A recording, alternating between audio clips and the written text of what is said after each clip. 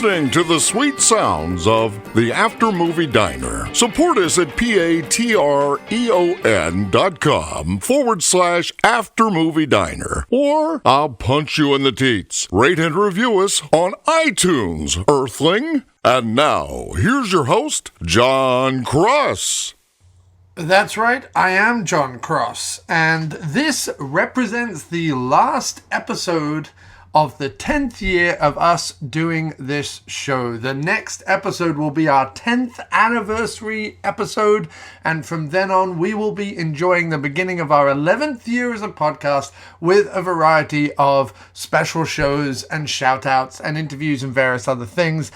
Or we won't, or we'll just do a one-off 10th anniversary episode and we'll just go right back to the way it was. We'll see how we feel. So often I can say to myself, I have these big grand plans, and then I never end up doing them. So, expect, I guess, the same level of shambolicness, but with a new shiny, hey, it's our 10th anniversary sheen. However, we have set up a webpage, aftermoviediner.com/diner/stories. That's aftermoviediner.com/diner, DINER-stories, where you can tell us your favorite memories of the diner, your favorite moments of the diner, how you got to meet us, how you didn't get to meet us, how you wanted to meet us, how you didn't want to meet us, what you think, whatever. You can tell us whatever you like or whatever you haven't liked about the last 10 years of the diner. There is a contact form there. There is a telephone number. There's an email address. There is all of the things for you to be able to contact us and give us a little bit of content for our 10th anniversary, just to show us that anyone out there still gives just an inkling of a shit. So that would be wonderful if you could go to aftermoviediner.com/diner-stories before, I don't know, over the next coming weeks, let's just say. I'm not going to put a date on it, but over the next coming weeks, because going forward, the next, 3 or 4 shows, they're just going to be, as I said, kind of a little bit 10th anniversary gloss or pixie dust or whatever sprinkled or wiped over them. So anyway, that's just to alert you of that. And so here is our show. I will hand us over to when we recorded this, I think back in June. All right, here we go. How are you doing, oh behooded one? I'm all right. I'm a bit knackered. Yeah. Because now where I work, if you get a day off, it means you have to do all the work you would have done on that day for the rest of the week. Right. You know what I mean? Yes. I'm a bit knackered, but looking forward to putting my feet up tomorrow night and doing bugger all over the weekend. I have to say, with the red curtain behind you and the black hood and then the very, very pale bum face, you do look like you would be perfect for a late 60s, early 70s Hammer film. Like, it's good, it's still watchable, but it's not classic Hammer. But Ralph Bates is probably in it, and therefore bringing the tone down just a little bit. Just a smidge. Yeah. you look like stinking the place up with ill-deserved ham. Yeah, and you look like an extra in that film. Yeah, I can live with that. Yeah, who might be carrying like a little satanic pocketbook or something, or muttering. I probably mostly point at things. Okay, you would know better than me. Point at Peter Cushing. That's what I would do. Yeah, and be like, why are you still in these films? Don't you have another career? Is he? No, I'm just saying it was always honorable how he continued with Hammer when he could have so easily carved himself, another. I don't know that people were necessarily beating down his door. I mean, we've seen some of the shonky shit he was in outside of Hammer. True. You know what I mean? But why weren't people beating down his door? I think that because he could do pretty much anything. He could, but I just think that TV didn't pay very much, even though he did some TV. And movies generally in those days were still full of young, attractive people. I guess it was once stuff like Star Wars came to England and stuff that he would get a little boost because he would show up. Yeah, but then that was pretty late in his career. Right. I mean, that's what I mean. Yeah. But anyway, this is the After Movie Diner. Hello. We were just having a conversation about Peter Cushing. We were. Not a very interesting one. Can I apologize if I'm a bit tired and therefore not being tremendously amusing? No, that's fine. That's fine. There is no... this isn't called, the After Movie Comedy Diner. We attempt some level of humorous batonage, if that's a word. Is that a word? Isn't that like when they put a flower on a dress in a wedding in Louisiana? No, that's a corsage. Oh, okay. I think batonage is a word. All right. Batonage. And it's not a Louisianan flower. Batonage is the French term for stirring settled lees back into wine. So it's not what I think it is then. I could be wrong, but yes, I think you may have been saying that word wrong. No, probably at this point for 20 years. I haven't been saying that word routinely. I think you bust that word out at every available opportunity in your meetings where you're like, I better impress them with a big word because they're about to rumble me. I'm about to be rumbled. They're about to rip the mask off my face, the mask of a website manager off my face to reveal a goon, a hopeless, clueless goon underneath. So I better use the word batonage as if it means something other than making French wine. Yeah, well, that's not the case. I literally pulled the word batonage from the attic of my mind soup. And the attic of your mind soup? The bottom of my mind soup, that would work. You know what I mean? The forgotten dented can at the back of the pantry of my mind soup, that would also be okay. Yeah, the attic of my grandmother's fallen down shed, that would be fine. Yeah. Yeah. Well, any of things you could go with. Any of those things. So anyway, yes, we do often attempt humorous banter, but French winemaking. French winemaking. But that doesn't mean that there is an implicit requirement for us to be funny. That there's a bar that we have to clear a minimum requirement for comedy. Yeah, and I have to say, we clear that minimum requirement just when people see our faces. You know what I mean? Like that already is humorous enough. You mean like cosmically humorous? Yes. That our faces make people feel better about their place in the cosmos. Yes, definitely. Yeah, I buy that. Definitely. I buy that. Definitely. Well, we don't have any emails or anything, or comments or messages. Well, I think that's because you haven't put an episode out. You only put out the Thomas Jane one today, so I don't think you put an episode out in between us recording last week and this week's one. I didn't. I was behind, and that's my fault. I'm sorry. It's okay. I would feel bad if I had the capacity to feel. If I had any soul left. Yeah, I know. If I had any, but I tell you what I did do, which is mildly interesting, is and by mildly, I use that word accurately, enthusiastically, because it's probably not interesting at all.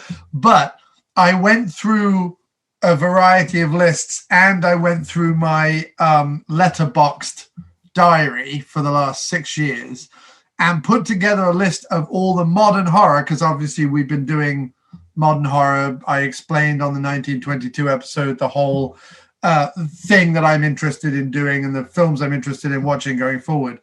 And I thought, well, let's just see what I've already watched or accomplished, horror movies, monster movies, and horror adjacent thrillers since 2010, which was that's the benchmark I'm saying for modern horror. Everything from 2010 to this year, the last decade and few months, I'm counting as modern horror.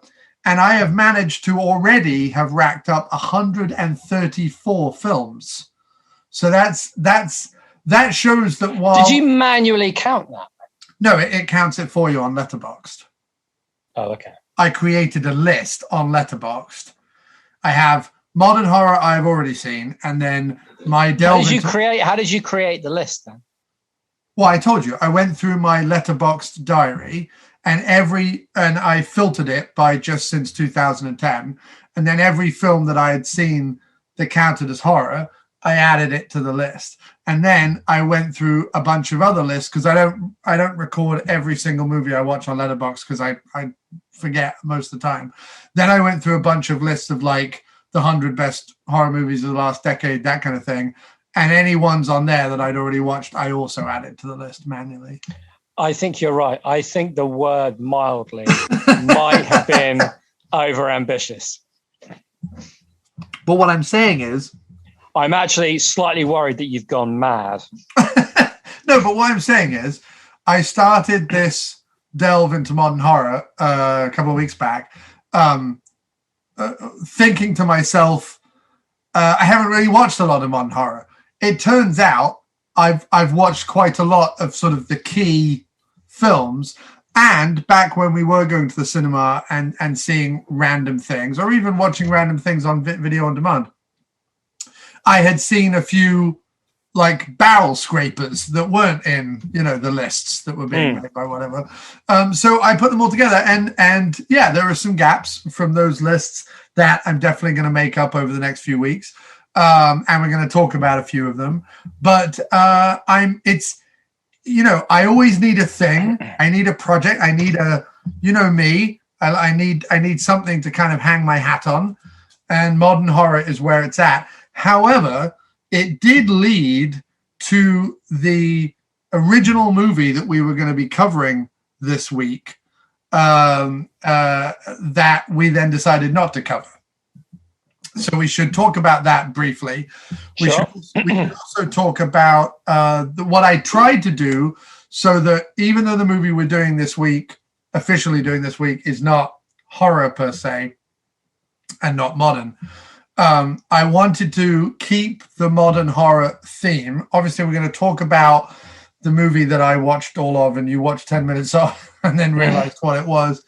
But I also wanted to tell you that I just finished watching The Void, which was one of the movies that was on my original list of modern horrors I wanted to cover. One that you said, I've already seen it and I liked it, you should definitely watch that. And I went ahead and watched it. And so I just wanted to kind of speak about that as well. So, but let's talk about The Reckoning. Let's tear the Band-Aid off of The Reckoning and explain, because of course it's typical. I put a post up on Twitter being like, our next 3 episodes are going to be this. And then 5 minutes later, you call me up and you're like, we can't do this movie. That was a pretty good me. Thank you. So why can't we do The Reckoning? Well, The Reckoning was on my list originally. I didn't look into it very much. And it was a Black Death, Plague era set Neil Marshall movie with Sean Pertwee in it. And, we remember Neil Marshall from like Dog Soldiers and The Descent. And did you go on and watch Doomsday and some of the others, or not really? I did see. I'm not sure I made it through Doomsday. Okay. I liked Hellboy, though. I know nobody else did, but I liked Hellboy. My friend Brad Gullickson liked Hellboy over at Film School Rejects. He writes for Film School Rejects. And he liked it. He was interviewing Neil Marshall possibly before everything came to light, and was mentioning Hellboy to him. And even Neil Marshall didn't want to talk about Hellboy. So such was the drubbing that movie got. Yeah, it did. Take a joke. It was a shame because I thought it was fun. But Neil Marshall, so one of the things I wanted to say was, what we've seen time and time again with movies that we've liked, whether it was the Bagman or Trust or Small Town Crime that I liked or whatever. A lot of the filmmakers behind those movies that we really hope we go, oh, them's some writers to pay attention to. You know what I mean? Mm-hmm. They tend to not go many places. You know what I mean? Mm-hmm. They tend to just kind of do that one or two films. I hope the Nelms brothers, who just did Fat Man with Mel Gibson, I hope they do a couple more, and they're on a trajectory. But just quickly, just because it feels like it could be a tie-in later, I guess you could argue that the film we're going to end up talking about is an example of a guy like that who then went on to do something. Yes, well, the theme of indie directors moving more into the mainstream does tie together all of the things I want to talk about. So that is smashing. All right, well, you crack on. I'll sit here with me hood up, and every now and then I'll go, oh, that's mildly interesting. And that should give you enough feel to keep going, right? I want us to go back and forth. I don't want this just to be about me. But that's if you're looking for a thematic hook on which to oh my God, now you really do look like, because you push the hood back to reveal even more of your shiny forehead. My dome. I need to make that face again, because I have to get a picture of this because it's just too delicious. I gotta hang on. That's amazing. That should now be your new. That should be your new headshot. But that's look at that. You literally look like something out of a hat. It's amazing. I'm very happy about that. For people who are wondering I'm not going to keep any of this. That doesn't matter. Anyway. No, you should keep it. You should keep it and post it. People like that shit. Okay. Yeah. It's heavy in the meme sphere.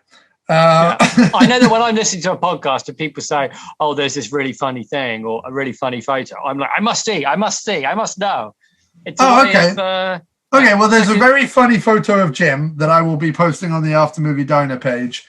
But yes, so the thematic thread to put through the needle of this podcast would be indie directors and what they did next, Squire.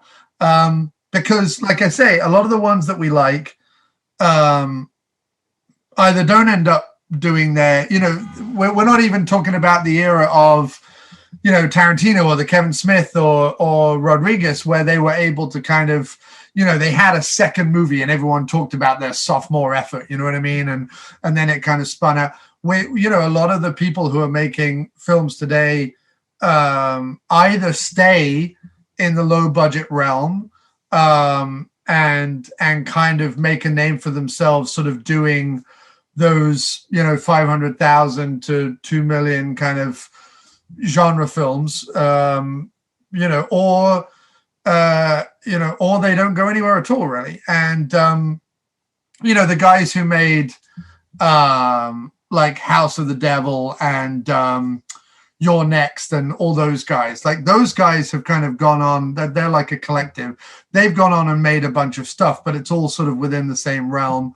Your man who did The Raid 2, and then was it The Prophet? No, the something or other on Netflix. He did like a folk horror on Netflix. The Prophecy, The Prophet. Oh, something like that. Oh, I know. Garth, whatever his name is. Evans.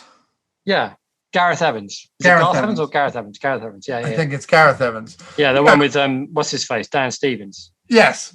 But he's sort of that's another one from that group, was The Guest with Dan Stevens in it as well.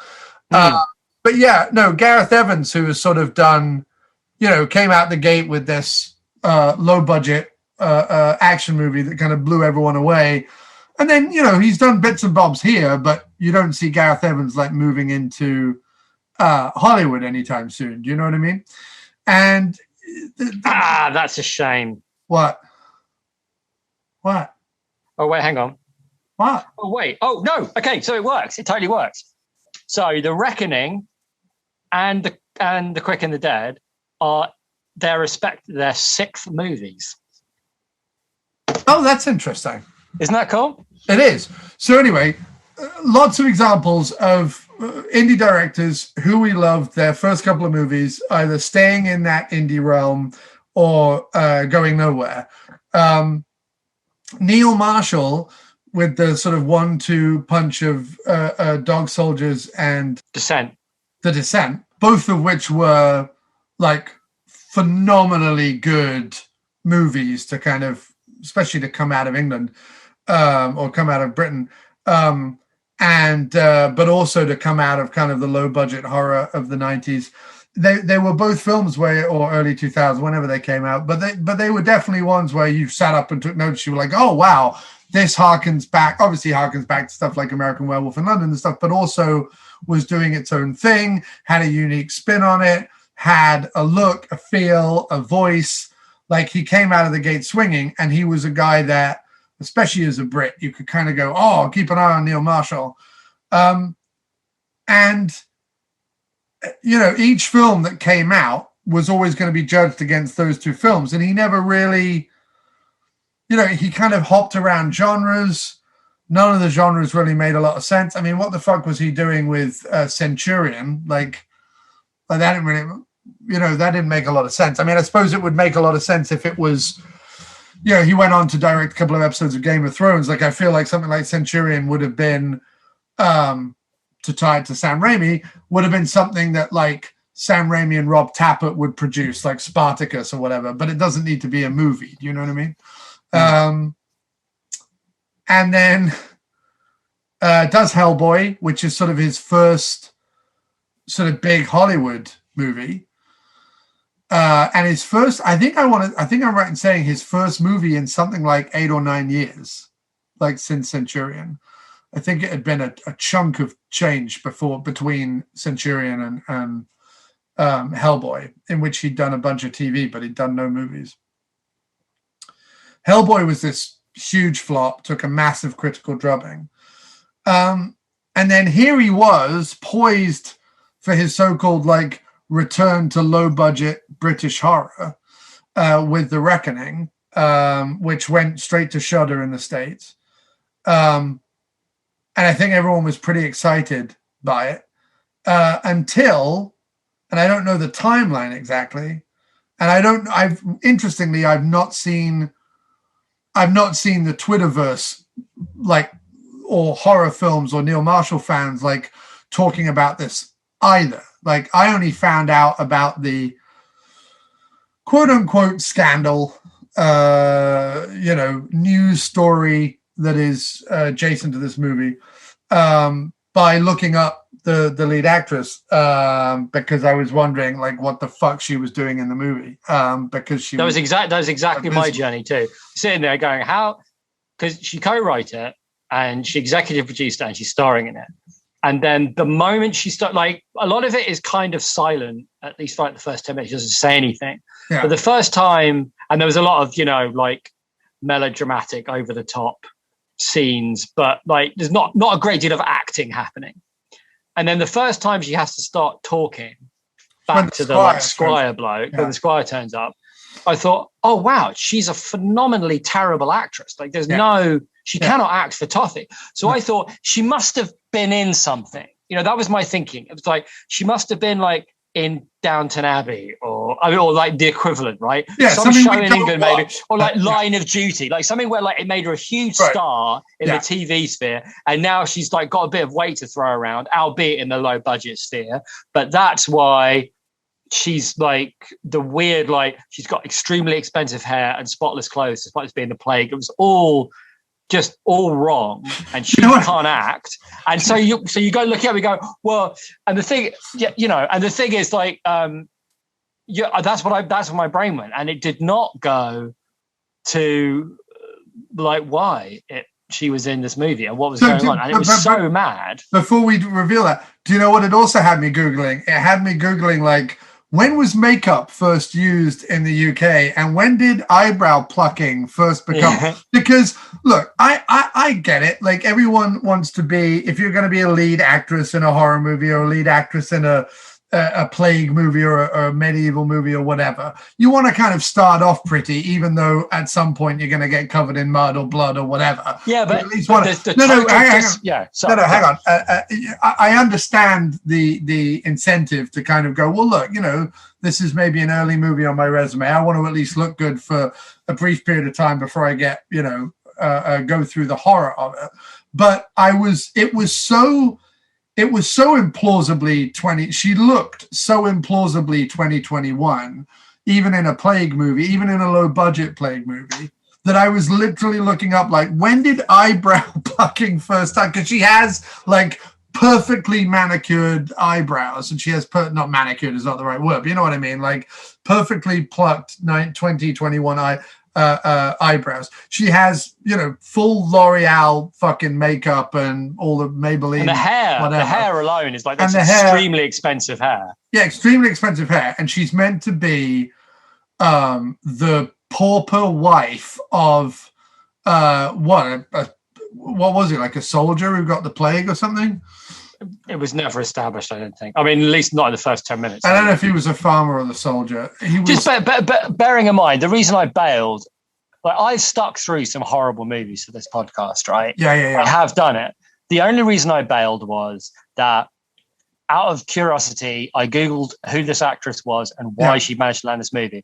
And when I found out what the truth was, I immediately called you and said, we can't talk about this movie. There's no way we can talk about it without the central discussion being something that is just not going to like make us look good to talk about. Right. And my, it's not even about looking good, because I don't particularly care about that. It's just that, I'm not one for idle gossip. Everything that I could read skirted a horrible line between, especially in the Me Too era, skirted a horrible line between, it could go one way, it could go the other, which is always like, I never want to be that person. And to all accounts, her and Neil Marshall, who are now together, sort of want to get past it and go on and make movies together and talk about their future and stuff, which is awesome. I go ahead and do that if that's what ends up happening. But it won't. But I don't think it will off the back of this film. But what was interesting was that I started this movie with, what went through my head was, we've lived through COVID, right? And we've lived through the Me Too era. These are things that have happened recently in the zeitgeist, right? It suddenly struck me as the movie started. I'm like, wait, a witch burning story in the midst of the plague is like a really, like, I don't know how I hadn't put it together. It would be a really good place in the hands of the right filmmaker to talk about those two things. Like, in the way that sci-fi jumps forward and talks about modern day with the, the distance of time that way, this would be a way to talk about present day and present attitudes to women and present attitudes to the disease and blah, blah, blah, but with the distance of time, it being a historical thing, while also being able to kind of say, like, well, stuff hasn't really changed now, has it, kind of thing. And I thought, what a great idea. And and I thought about Dog Soldiers has obviously a sort of feminist message undertones. The Descent is I think one of the first horror films to be made with an entirely female cast, and Neil Marshall and so on. And I just thought to myself, like, oh, great. Like, it's a witch story in plague times. Like, this is definitely going to reference like everything that's going on right now. It's Neil Marshall. He's been known to like work with, do good work with females and be a female forward thinking director. And then I looked up the story and I was like, what? Like, it was disbelief. I was like, no, like, now I ended up watching the rest of the movie because I am someone that once I'm 45 minutes in, I am then I'm invested and I will finish out the film. And I'm either, I don't know whether I'm happy or sad to report that the movie doesn't get any better. It's a complete and utter mess. It doesn't know if it wants to be like an arched eyebrowed, campy, gore and torture filled romp through, witch burning and the plague with a lot of Can I ask you a quick question? My thought before I looked it up, I had a strong feeling that I knew what it was going to be, and it was going to. I felt like it was going to be Mills and Boon does torture porn, right?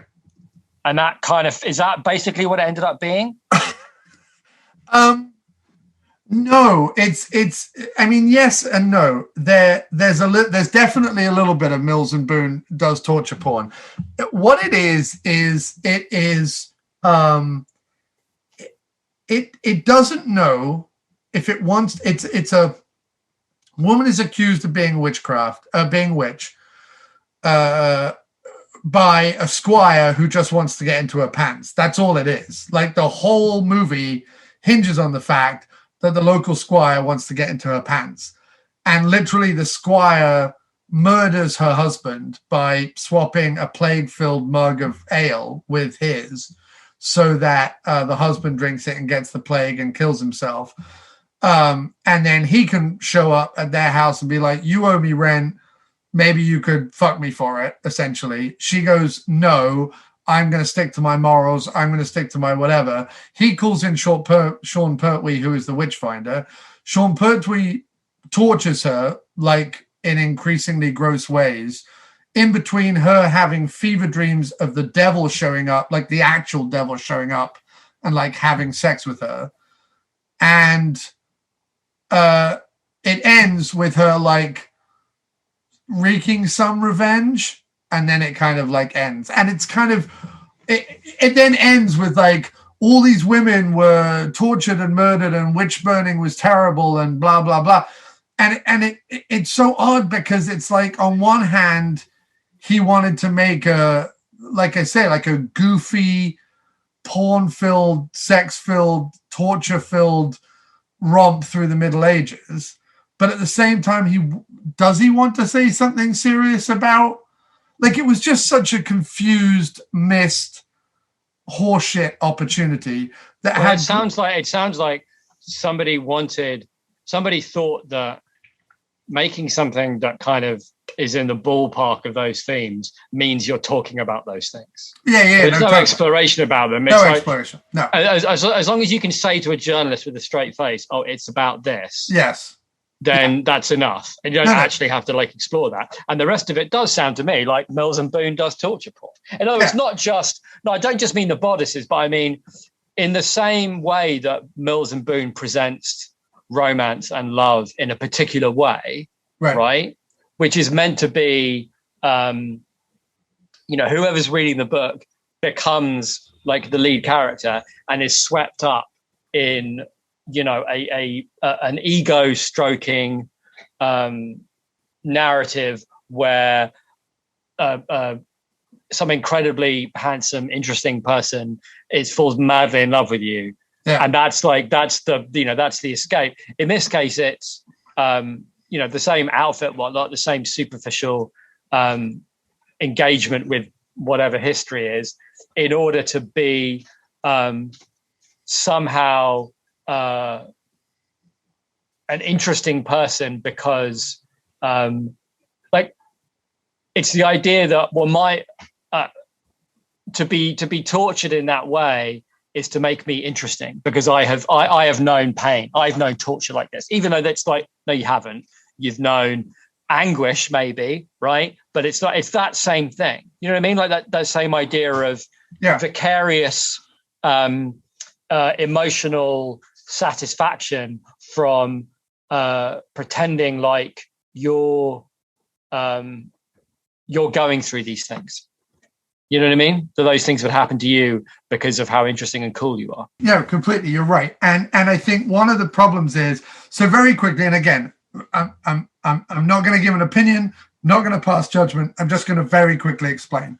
Charlotte Kirk, who is the star of the movie and the writer of The Reckoning, as well as the producer, and now the current girlfriend of Neil Marshall, was part of a scandal that caused the firing or quitting of two major Hollywood executives. Because basically when she was much younger, although she's not that old already, but like when she was younger, about 6 years ago, 7 years ago, something like that, when she first came to Hollywood, 19, 20 years old, she had consensual affairs with these men who were incredibly powerful Hollywood executives. She has claimed that, or said that she doesn't feel like it fits into the Me Too era because it was a consensual thing. She didn't feel like she was being manipulated.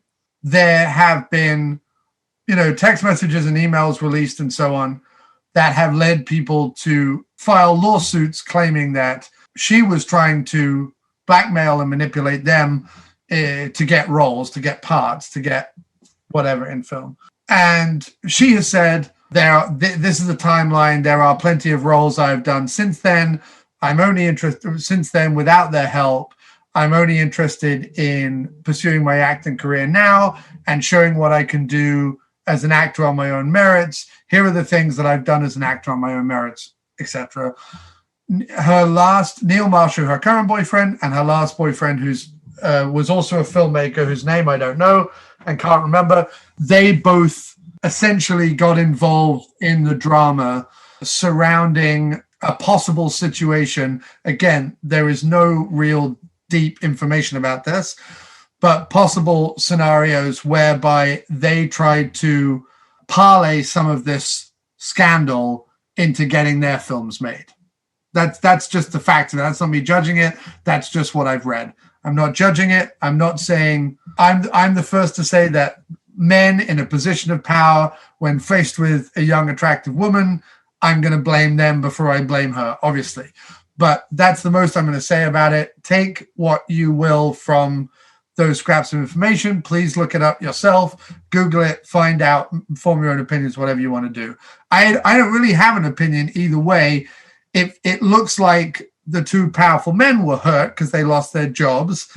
And again, I don't know why or how or what decisions led. I think it was more that the studio panicked that in the Me Too era, any whiff of a situation like this is a fireable offense, whether the woman was claiming, damages or not, or claiming abuse or not, or claiming whatever. And she's not. The most recent interview she gave, she's not claiming that at all. And in fact has said, I don't want this to be part of the Me Too era. But the only reason I say all that is because whether they like it or not, it does. And because she wrote the script, and because Neil Marshall directed it, and because they've talked about wanting to make films together, and because they're making this film off the backdrop of that, and because the film is the film that it is, in other words, it is not a genuine discussion of man's inhumanity to woman and humanity's response to a plague. It's not an honest look at that. Even in a goofy way, it's not an honest look at that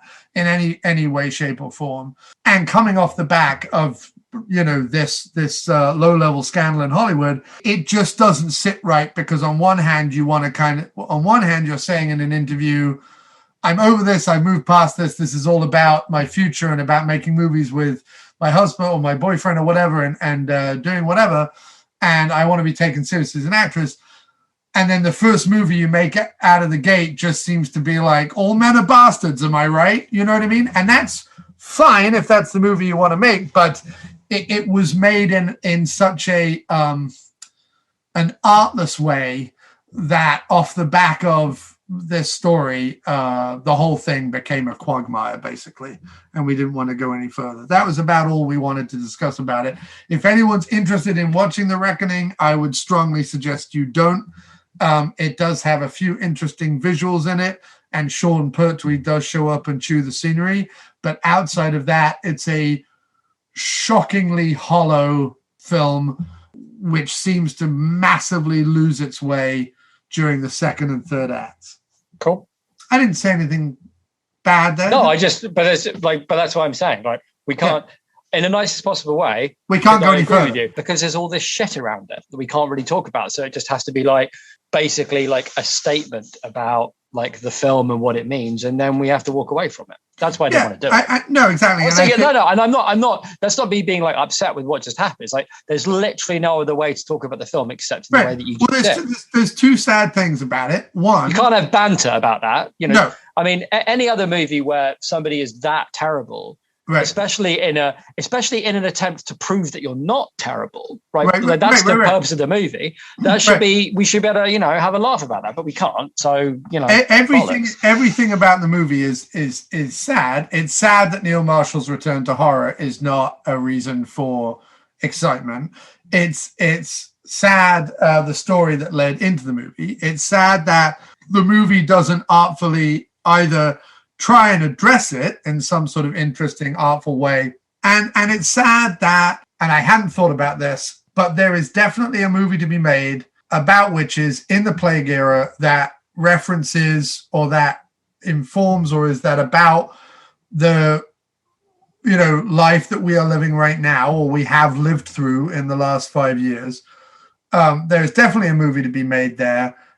Folk horror has had something of a resurgence. I couldn't make it through The Witch. It was just so boring, but maybe The Witch. I love The Witch. Maybe The Witch tackles some of this. I couldn't get through. It was 10 minutes of a picture of a candle, and I'm like, enough. I really like The Witch. I love the fact that every single line of dialogue was taken from newspaper reports or books or diaries of that time. Every single line. Oh, very cool. I didn't know about that. Yeah. I just was watching the film and I'm like, get on with it. And I loved it. Midsummer. There was a film that I covered for the After Movie Diner website called Gwen. I interviewed the director. That was a good little folk horror. Folk horror has had something of a resurgence. Especially on TV, actually. There's a bunch of European TV shows that deal with that kind of folk horror. Yeah.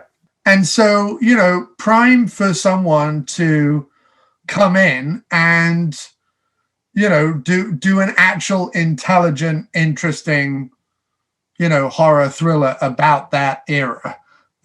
Sadly, The Reckoning was not it. And that's really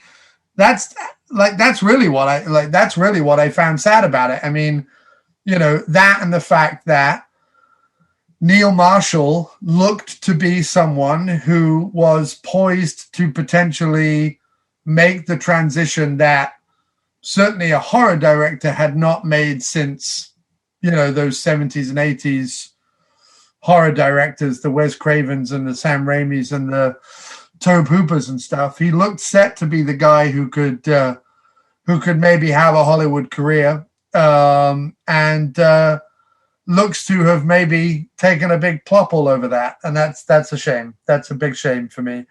Looking at guys who have taken a different route very quickly, and then we can move on to The Quick and the Dead, which is our main topic tonight. But to sweeten up the sour pond that The Reckoning had created comes The Void, which is another movie that was on my list of modern horrors that I wanted to catch up on, which I thoroughly enjoyed. It obviously has a huge amount of nods to lots of other stuff, but it is wildly inventive, very well acted, short, sweet, to the point, has phenomenal special effects in it. It's seemingly all practical special effects, apart from maybe one or two shots of the void, quote unquote.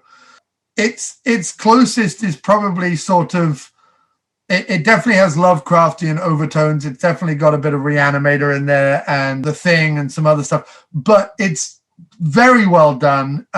Really enjoyed it. It didn't reference anything so heavily that it put me off or bothered me. So I was a real fan of it. It comes from two guys who were part of a filmmaking collective called Astron 6 that famously had a bit of a dust up with Troma because they made some of their movies, and Troma released, I think, a couple of them back in the day when they were first making films together. But they made one movie called Father's Day, which I kind of poo-pooed at the time that it came out because I'm like, oh, it's just one of those filmmaking people who have seen a couple of exploitation movies from the 70s and therefore have decided for their movie to be like, yeah, let's just put nuns with eye patches and shotguns on motorbikes. And, it was all just so fucking trite that it annoyed me when I first saw the poster for that. So I kind of did poo-poo it. But Jeremy Gillespie and Steven Kostanski from Astron 6 went on to make a whole bunch of stuff. But most interestingly, rather than rather than trying to necessarily be like, we're just going to be horror writer directors and we're just going to try and do the Sam Raimi or Wes Craven trajectory or the John Carpenter trajectory and just kind of keep pumping out movies.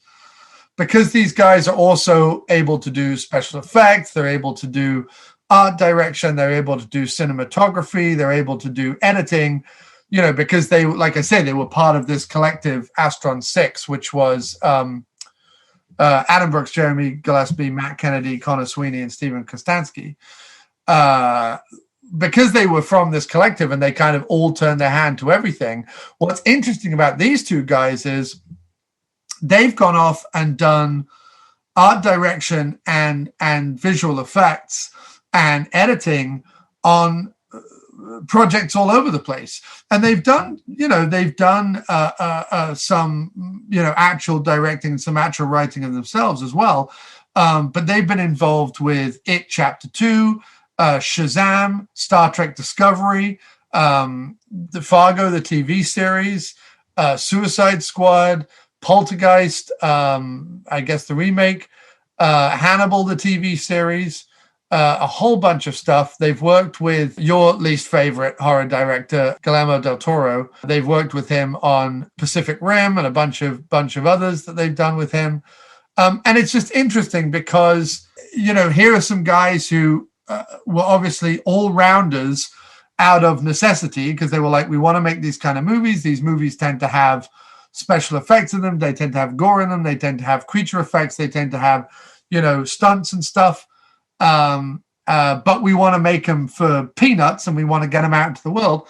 And so they've, instead of just saying, well, no, now we just want to be John Carpenters and we just want to, have our names above the title and just direct films, they've kept their career going at really high levels by doing multiple things. If you look at them on IMDb, they're involved in makeup, directing, writing, editing, acting, special effects, producing, visual effects, cinematography, and they've just been able to kind of spread their stuff in many different corners of the industry, which I can't think of another filmmaker or another group of filmmakers to really have done that and gone, well, look, we just want to have a career in the industry. If that means that, they've seen the writing on the wall that most people who make movies like The Void, next week are not suddenly making movies in Hollywood, more's the pity. Because I don't really understand, I would have assumed Blumhouse, the entire reason that was set up was to cherry pick people like this to get them to direct films. But as far as I'm aware, and I would have to do more research, but as far as I'm aware, any of the directors that have made anything that is even remotely worth a damn, in my small, humble opinion, have not gone on to do bigger and better things for studios, even studios like Blumhouse. Blumhouse. 6 months ago, I would have known exactly what I was talking about. At this point, my brain is fair enough. And my brain just went. But anyway, applause to The Void. I thought it was very good, very well made. It was made for absolute peanuts, and it looked the beans. So it is. It's definitely a case of no one should ever say, I can't make this movie for less than $5 million, because you can. They made this movie for, I think, most reports say the budget was under $100,000, which I find baffling because of how good it is and how well it's done and how great it looks. But even if the budget of this movie was $500,000, it would still be awe-inspiring. So no fucking excuse, people. If your indie movie doesn't look at least half as good as The Void, then you're doing it wrong. So big applause to them. Really liked it. And I wanted to watch it and I wanted to talk about it because I wanted my little trip into modern horror to have some worth and some payoff. You know what I mean? I didn't want it to be like, oh, I watched The Reckoning and it dashed all my hopes of being alive. So 1922, good. 70s throwback horror. Very well done. Good, strong performance by Thomas Jane. The Reckoning, sad. It's just sad. Just makes you sad. And I mean that genuinely. I don't mean, oh, it's sad, like pathetic. I mean, it genuinely made me sad because Neil Marshall was someone who should have fucking, he should be the guy who's the latter day answer to John Carpenter or John Landis or whatever, and he isn't. And The Void shows that you can make a 80s throwback movie or 70s throwback movie or a special effects heavy, weirdo, low budget indie horror movie without going, look how 80s referential we're being. My big problem with Father's Day from the trailer and the poster and everything else, which kind of came out around the time of that hobo with a shotgun resurgence of like gritty grindhouse films, blah, blah, blah, nuns with guns, was that I was just like, I don't need another, like, there's nothing in this, I assumed. Maybe I should watch it now, but there was nothing in it from what I could tell other than pure exploitation just to kind of make a name for itself. And I don't really have a lot of time for that. It's one of my bugbears, along with people who do 80s throwback horror in a way just to kind of go like, look how 80s and throwback we're being. But The Void didn't do that. So it skirted the line occasionally, but it didn't do that. And I was very impressed with it. So high marks for The Void, 4 out of 5 stars. All right, so we have reached the middle part of the show before we are going on to talk about The Quick and the Dead. And I am afraid, and I'm so sorry, go make a cup of tea, do whatever you want to do, but I have to shove a bunch of adverts in here because Spreaker does demand it. So I apologize for this onslaught of advertising. None of these companies do we endorse or give 3 shits about. So please do not, go ahead and use any of these companies because you think we here at the After Movie Diner endorse any of them. We do not. But to keep this free, then we have to do this. If you don't want this to happen anymore, go over to Patreon, patreon.com/After Movie Diner and sponsor the show. If everyone who listened to the show sponsors the show, I would remove it off this platform entirely and just move it over to Patreon. But that's not the case. So in order to pay hosting fees and various other things, we have to have these adverts in here. I am sorry. Ignore them. Do not support these companies, especially if it's Geico. Fuck Geico. And here are some adverts. And then back to our show. So when Jim called me up halfway through watching The Reckoning, it was like, I can't watch The Reckoning. I've just found out the story behind it. He said, what movie have you watched recently that we can talk about? And on Sunday, I did what I thought was a contemporaries Western day. So I watched Tombstone, The Quick and the Dead, City Slickers, and Young Guns, which was actually like a really good... Contemporary is really optimistic, given that all those films are around 25 to 30 years old. No, well, someone pointed that out to me, but I was like, contemporary, within context. At the point that you stopped growing, spiritually and mentally. Yes. I mean, I still feel like, The Quick and the Dead just came out. Even though, like you say, it's many, many, many years old. So I was like, well, we could talk about one of those. And the one that I really wanted to have a conversation about, because I feel like it's the film after which I draw the line on Sam Raimi to some extent. And so as a director who I thought was poised to be a really unique, creative voice. And in my humble opinion, I feel like he has squandered it by, instead of him being himself, by trying to be everyone but himself, by trying to be Spielberg, by trying to be the Coen brothers, by trying to be Jon Favreau, whatever. Like, he's tried to be everything but himself. And the only time anyone likes anything that he does is when he is himself. They give Spider-Man the pass because they genuinely love Spider-Man. So they're like, hey, a director I like with Spider-Man, so that they consider Spider-Man. But like out of all of the Spider-Man trilogy that Sam Raimi did, there is like 2 good scenes out of all 3 films. So if you go back and watch them now, they are not good films. But anyway, Quick and the Dead is the movie after which I draw the line on Sam Raimi, because I feel like everything since then has been compromised and sad and not what I would have liked.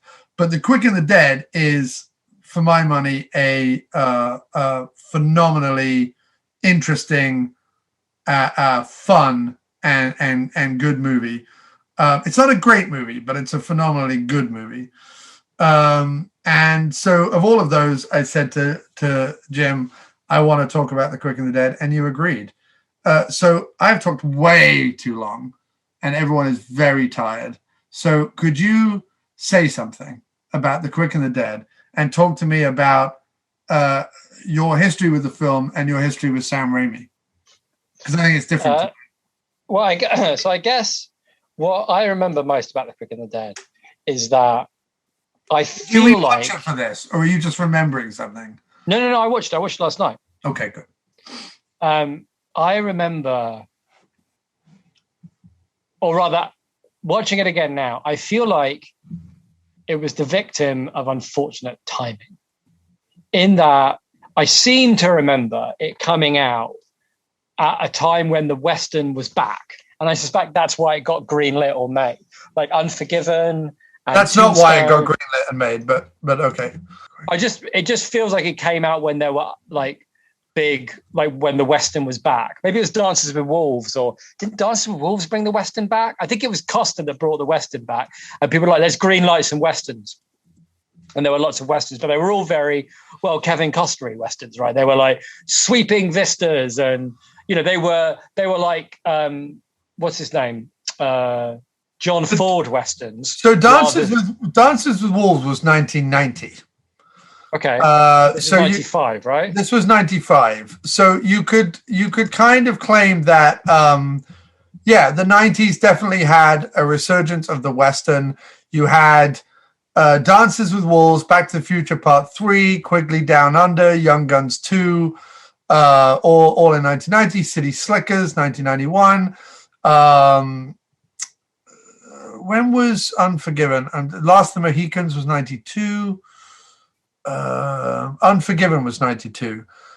So I think by the time you get to 95, I'd be interested, like, how many Westerns were still...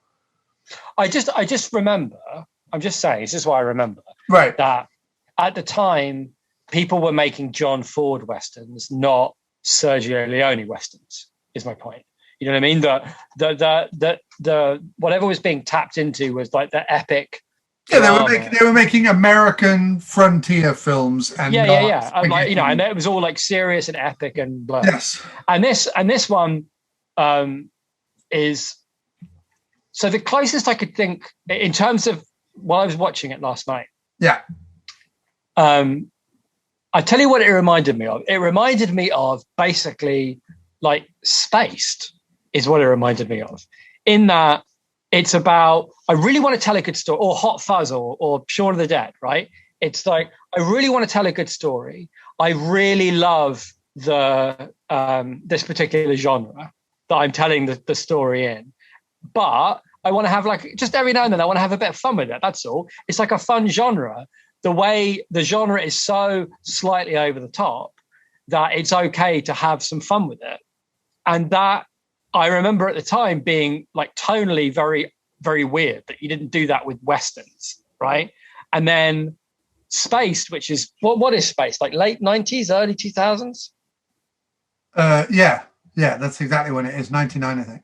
Yeah, so that notion of you can love something and you can play around with it was around then. Whereas this is still like, it feels like in thralls of Tarantino, where it's like, if you love something, you have to ape it. That's what you do. You ape. You don't play. You don't have fun. You don't try and tell necessarily an original story. You're just trying to replicate the feeling of those things that you loved rather than having fun with it. So I massively disagree with that, but that's fine. I don't massively disagree with that to have a go at you. I totally understand where that opinion comes from, and I'm happy for you to take that stance, and that's fine. That's not how I view it. That's maybe weirdly how I would have viewed it when it came out. My rewatch of it sort of gave me a completely different take on the film. But please carry on. No, go on. No, crack on. No, because I think, first of all, because it's interesting, I tried to rewatch Unforgiven again recently and couldn't get into it. I just couldn't. Like, I was like, I don't know what this is trying to do here. Like, it just, I don't know. Like, I couldn't get into it at all. And Westerns, to be fair, are not particularly my genre. There aren't many Westerns I could point to that are interesting or compelling enough to really hold my attention for whatever reason.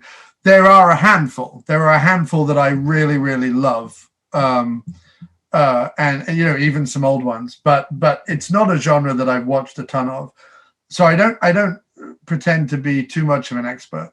But what's interesting about Quick and the Dead, for me, watching it now, is that on the surface, right?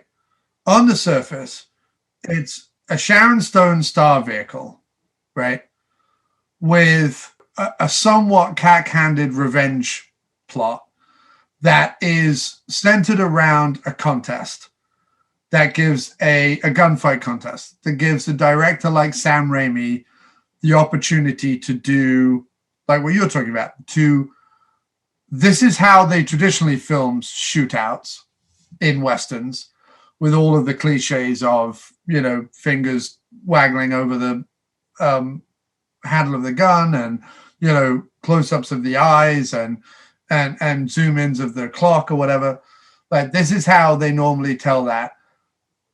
This is now going to be essentially with Sam Raimi, with each passing gunfight, kind of trying to top himself, sort of how ludicrous he can make the gunfights. Like, on the surface, and that's how I'd always enjoyed it. I'd always enjoyed it that way. And actually, that's how that movie came to be. Once Sharon Stone had done Basic Instinct and had done, she did Total Recall in 90, Basic Instinct in 92, Sliver in 93, and The Specialist in 94. And would go on to do Casino in the same year as The Quick and the Dead. So this was sort of, prime Sharon Stone. And Sharon Stone was asked, but like Sharon Stone had a contract with the studio and wanted to make this movie. She wanted to make a female-driven Western. That's what she'd always wanted to do. And she got her pick of directors. And on her shortlist was Sam Raimi. So it wasn't a movie that Sam Raimi was trying to get off the ground. It was a movie that Sam Raimi was brought into. I don't know about the script. Like, I don't know, whether this was a script that had been kicked around Hollywood or, that this was one that, she had made or whatever. I'm looking at it now, and it does say that Simon Moore wrote the spec script as an homage to spaghetti westerns.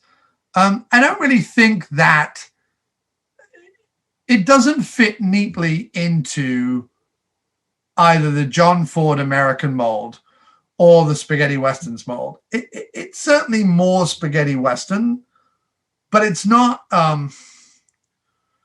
It doesn't have the full blown like gonzo sensibility of a spaghetti western. But basically, Sharon Stone is 90% of the reason why this movie kind of got put together, which to me always makes it more interesting because it's a rare time in Hollywood where a studio has turned to an actress who has had a couple of sizable hits and said, what do you want to do next? And that actress has said, I want to produce. I want this director.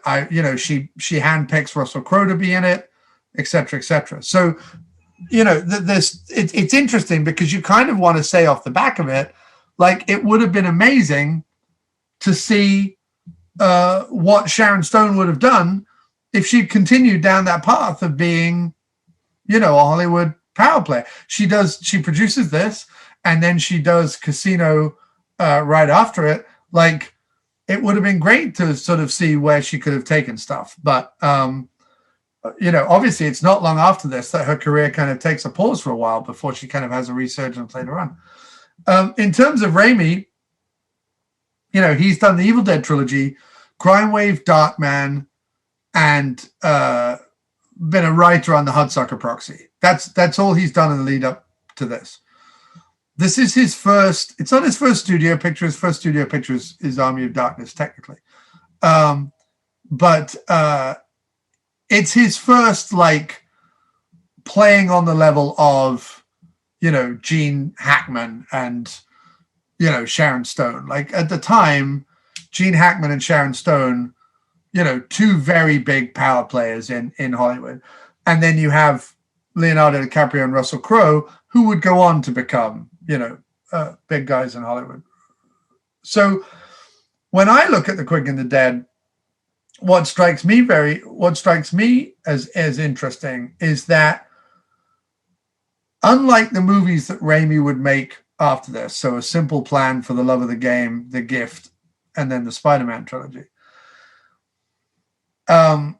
where he very consciously says, I'm not going to Raimi these up. Like, I'm going to make these as straight movies. Like, if you watch Simple Plan, For the Love of the Game, The Gift, none of them scream Raimi. There's nothing about them that you go, oh, that's a Sam Raimi film.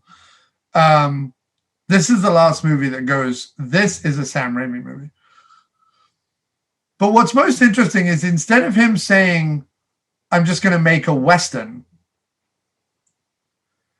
he actually, I felt, rewatching it this time, brings a lot more of his horror sensibility and even some of his more exploitative sensibility, like more of his earlier kind of grungier, kind of darker ideas to Quick and the Dead.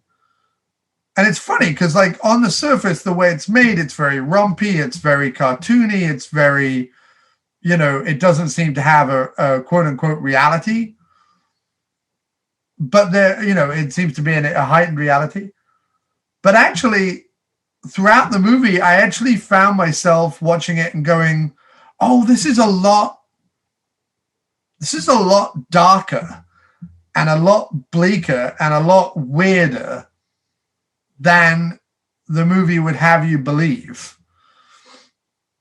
And it was for that reason that I kind of re-examined it a little bit, rewatching it, and why it has nudged even higher in my estimation of Raimi movies, and why I think one of the biggest sadnesses of cinema is that Raimi decided along the way to stop being Raimi. So what did you mean? You didn't get into what that was? What do you mean? The darker, grungier. Well, some of the flaws in the characters, certainly the idea of Hackman's character going up against his own son. Some of the violence in the film is very gritty. Some of the handling of the idea of like a female being in the role. Some of the parallels between what he did with her father and what he's doing with Russell Crowe. The fact that she as a daughter kills her own father. But it wasn't just the story beats. It was also, and I can't point to any one particular thing, but it was sort of the way the decisions that were made in it that were clearly not just scripted decisions, that were things that Raimi put in there that added to a sort of meanness in the film but a good meanness, like not a bad meanness, but like a malevolent, dark meanness that was in the movie that I appreciated. That Raimi is known for. Like if you hear stories of him, like the way he treated Bruce Campbell on set, or the stuff that he's wanted to put in his pictures in the past, or the Raimi who, when he was like, how extreme can I make this scene in Evil Dead? Oh, I'm going to full on have my lead actress raped by the forest. Like the young, malevolent, like evil, demonic Raimi who kind of came up with some of these ideas seems to be alive and well in The Quick and the Dead. Even if it's under the surface a little bit of all this whiz-bangery, it's in there, and it weirdly shone through for me on this second rewatch. Not second rewatch. I've watched this a bunch of times, but like on this recent rewatch. I mean. I'm sorry. I'm not being like obtuse or anything, but like where was that? I'm not saying it wasn't. I just like I know you're saying that the darkness of Raimi shone through, but I'm not saying that it doesn't. I'm just interested to know where you saw that. I mean, throughout the movie, I wasn't, because I wasn't expecting to talk about it. I didn't like make mental notes, but I remember watching it and on Sunday and feeling that little things. Like the Lance Henriksen character is a really interesting character, and the way he is treated in the film. Some of the deaths and what are done with the bodies or the injured after the deaths. Like it just, I think the younger me watched it and was very frivolous about it. But the older me watched it and felt more weight to it and more, almost more empathy in it in some weird way with the characters in the film. Oh yeah, I can see that. And I think that Sharon Stone, I think she plays it really well. I think they all play it really well. I think there's some really... I think it's instructive that, because I was thinking about something you were saying, I think it's instructive that it's her film and she surrounds herself with like really, really good actors. Like she's not afraid to be like, I don't want to be in a movie where I might be outshone. It's like, if I get to make a movie, I want to make a movie with great actors. Yeah. Well, there's some really interesting things in the movie. And part of me loves the fact that Raimi went full bore Raimi on a Western. Like I absolutely love the fact that out in the world is a Sam Raimi, crash zooms, Dutch angles, whiz bang Western. Like that's awesome. I love that. But part of me also wishes, because of, I think, what is in the story and the way everyone acts the movie, that The Quick and the Dead was played a little straighter, because I really think that the way Sharon Stone is in the film and the way Gene Hackman is in the film and the way Russell Crowe is in the film and stuff, and Lance Henriksen especially, those characters, I just think there's some really interesting character beats, because whether it was on the page or whether Stone decided to play it this way, I think a lot of other women or a lot of filmmakers, forget women, I think a lot of filmmakers, especially male filmmakers, would look at a female-driven Western where initially it is on the page as if she is the man with no name walking into town, is going to solve the problem. She's the protagonist, blah, blah, blah, blah, blah. That the only way to do this would be to, pick a strong woman like a Sharon Stone or whatever and have her play it like a man would play it, but she happens to be a woman. I think what's very interesting about the way Sharon Stone decides to play it is she brings the nerves and the vulnerability and the the moral questions and the horror of the situation and the horror of who Hackman is. She brings all of that to her performance throughout the film, and it's not a straight through line of a character. It is a character who, I mean, how many revenge movies do you watch, men or women in the lead, where they literally start to question, not should they be doing it, but are they up to it? Is this something that they can do? Is this something that they want to do? Is this something like there was the fact that she didn't have all the answers, and the fact that she wasn't just, oh, I've been, any other movie would be like, I've been training for this since I was 8 or whatever age she was, in her flashback. And I'm just going to come into town, shoot whoever I need to in the contest to get in front of Hackman, and then kill Hackman and ride off into the sunset. And this movie doesn't do that. This movie has like a real conundrum and a real performance at its heart. And she doesn't just carry the movie, but she improves it at every step, and is every bit Hackman's equal and Russell Crowe's equal in the acting stakes in the scenes that she plays with them. I mean, and then there are little touches like Hackman through most of the movie, is puffed up, antagonist, villain, mustache twirling Hackman. And then there's that sequence where you see him in his, long underwear, his Western underwear or whatever, sat at the table, like, looking at all his wealth or whatever he's doing.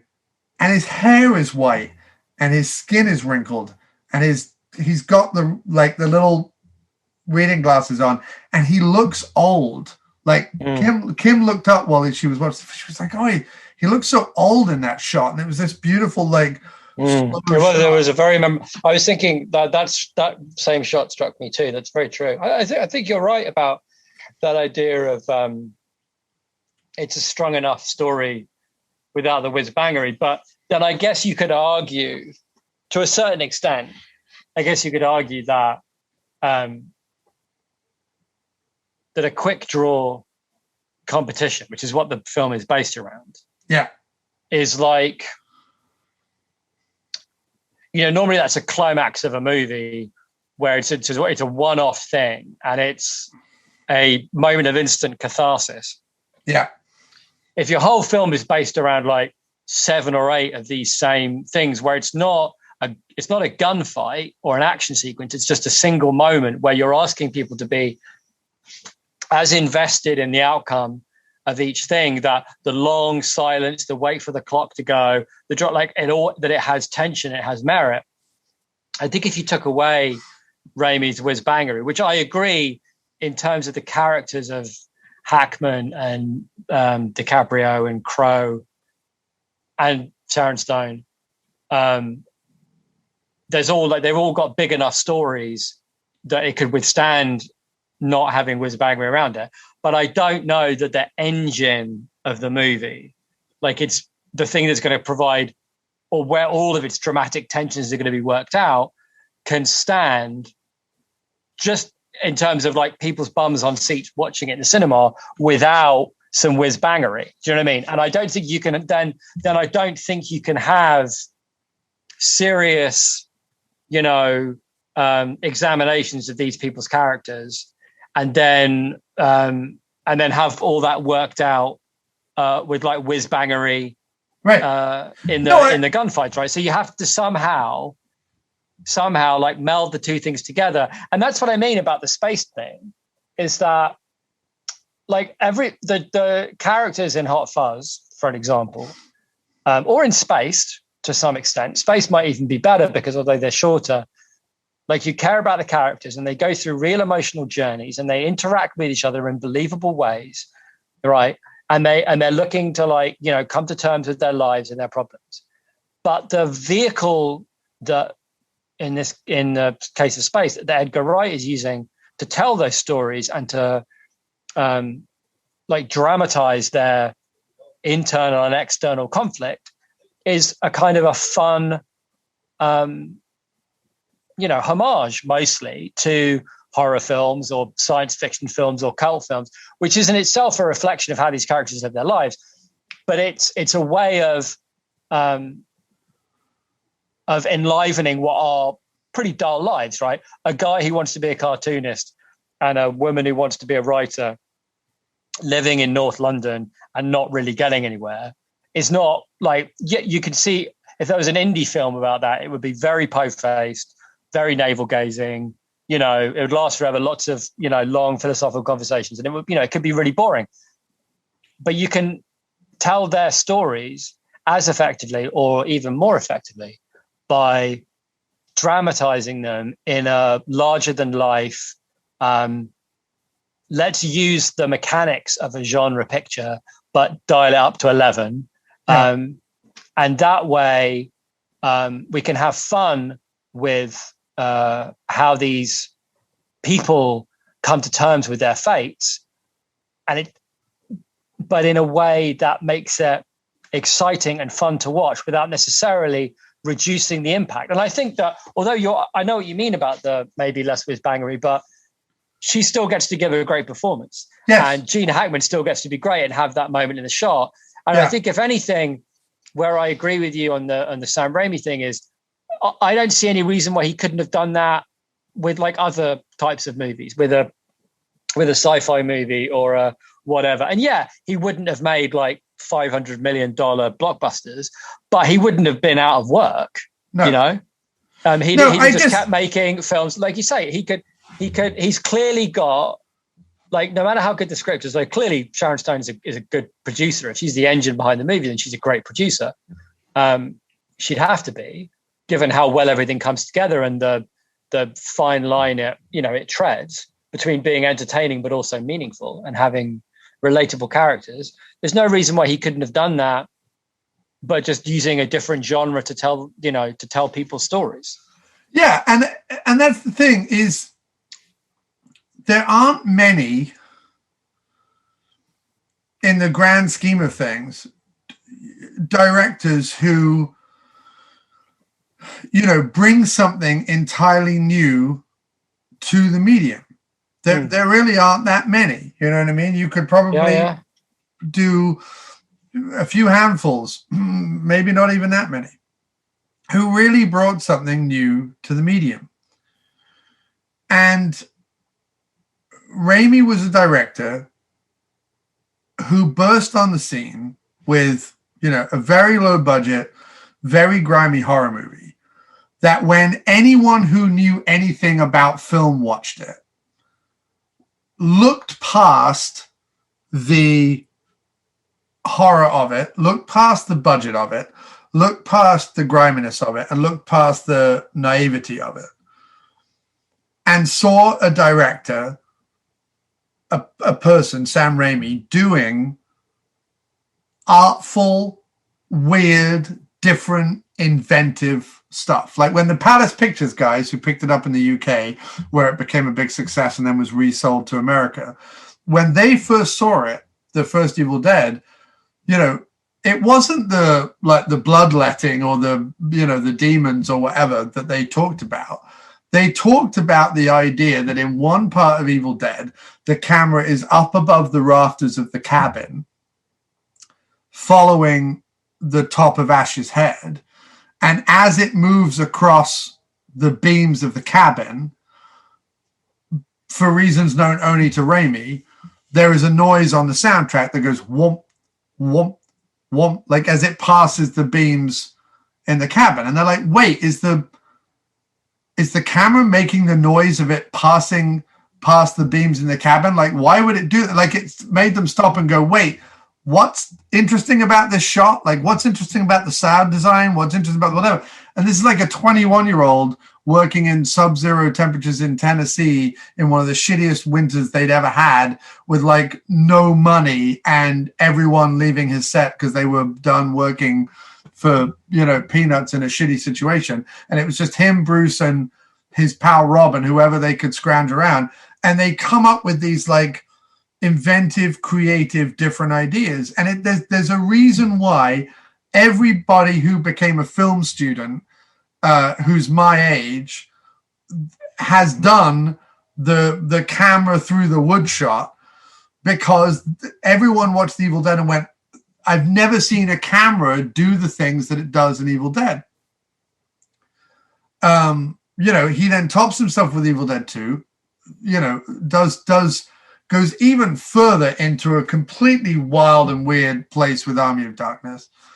And then The Quick and the Dead is like this last hurrah. And everyone is probably listening to this and being like, what about Spider-Man 2? And what about Drag Me to Hell? And I'm like, guys, Drag Me to Hell and the odd fucking lip service scenes that he throws in Spider-Man 2 pale in massive comparison behind Evil Dead 2, Army of Darkness, and Quick and the Dead.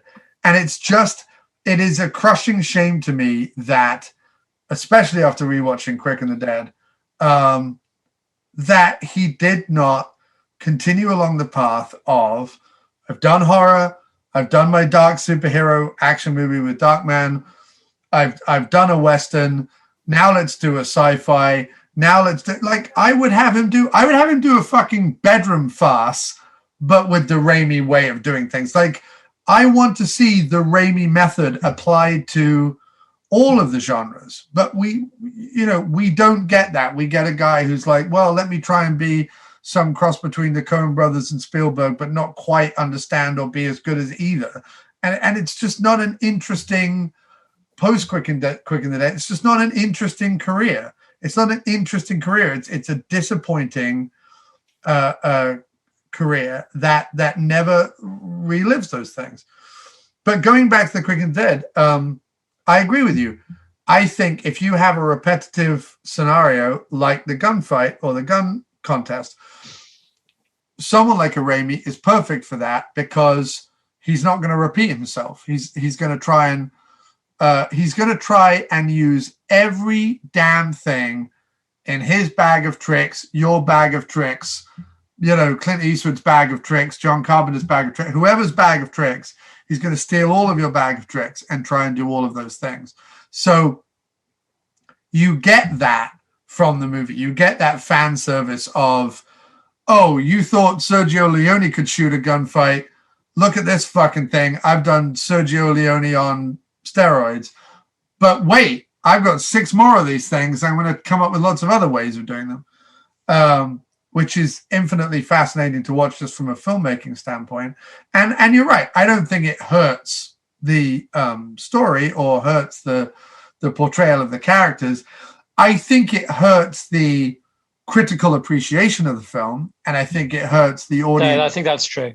I think that's true. I think it hurts the audience reaction to the movie, especially if the Westerns, let's say an audience in the 90s, the Westerns that they're used to is the likes of Dances with Wolves and Last of the Mohicans and Unforgiven. These long, slow, very American, very dry, certainly, like re-examination of the Western.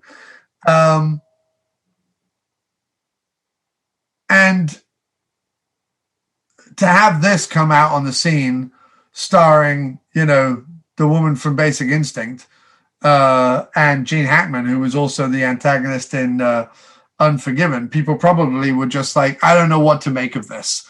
Like, here's this woman that we only know, or most film goers only knew because of her exploitative vagina shot in Basic Instinct.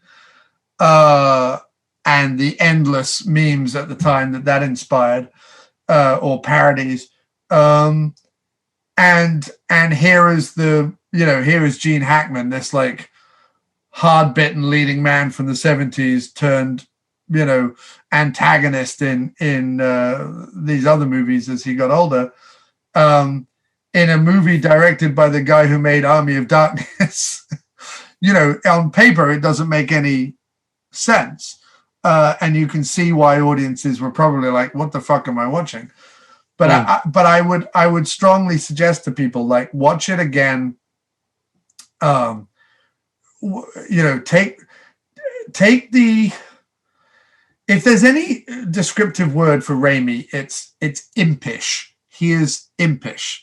He's malevolently impish. So when he does something in a movie, a horror movie or an exploitation movie, that may seem extreme or exploitative, weirdly you forgive him because you kind of just think of him as this like impish child who's just kind of giggling behind the camera and kind of doing things that are a little beyond the pale just to kind of get a reaction. Do you know what I mean by that? You kind of get the idea that he was just like goofing off and coming up with kind of like little impish ideas. And therefore you can't begrudge him. You can't like cancel him because he made like some exploitation decisions. But there are things in Quick and the Dead, like, you know, one of the famous stories about Quick and the Dead is that Bruce Campbell visited the set one day. And on the day that Bruce Campbell visited the set, Sam Raimi was having trouble with Pat Hingle, who plays the saloon owner. There is a subplot, kind of a revenge subplot within a revenge film, where a local gargoyle is disgustingly oozing all over and physically assaulting, is the implication, Pat Hingle's daughter, as if she was a prostitute in the saloon. And that Pat Hingle is complicit in it because he essentially doesn't do anything about it. And Sharon Stone ends up doing something about it. But it's this weirdly dark exploitation element that, of course, rings true because, of course, saloons back in the Wild West were filled with, you know, grossly underaged prostitutes, just in the way that Victorian England was and so on. This is a horrible part of our history, but this is something that existed. But it's rare that in a movie that would appear on paper to be as cartoony as this movie is, that you would have that in it, right? On the day Bruce Campbell shows up to set, Pat Hingle is saying to Sam Raimi, and actually now that I've watched it again, I'm quite rightly so. Pat Hingle is saying as an actor to Sam Raimi, he's saying like, why does my character not do anything? Like, why is my character this silent, complicit scumbag in this molestation of my daughter? You know, there's nothing in the script about like what I'm meant to be doing. And I seemingly just give the guy the brush off as he leaves the saloon, having been grotesque with my daughter. So it's like, you know, why don't I do anything?